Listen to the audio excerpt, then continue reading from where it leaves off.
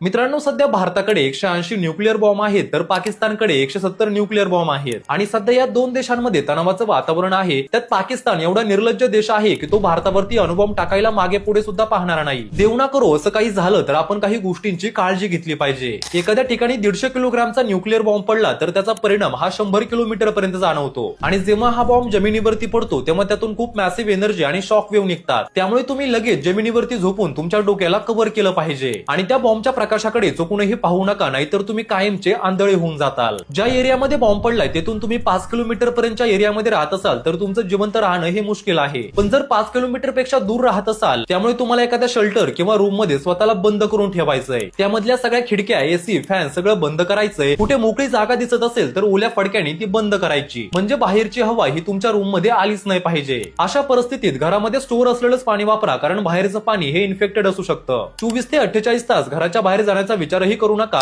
Mobile आणि रेडिओवरून गव्हर्नमेंटचे official update घ्या आणि त्यानंतरच घराच्या बाहेर पडा। तर हा महत्त्वाचा व्हिडिओ सर्वांसोबत शेअर करा आणि अशाच माहितीपूर्ण व्हिडिओसाठी आपल्या पेजला नक्की फॉलो करा।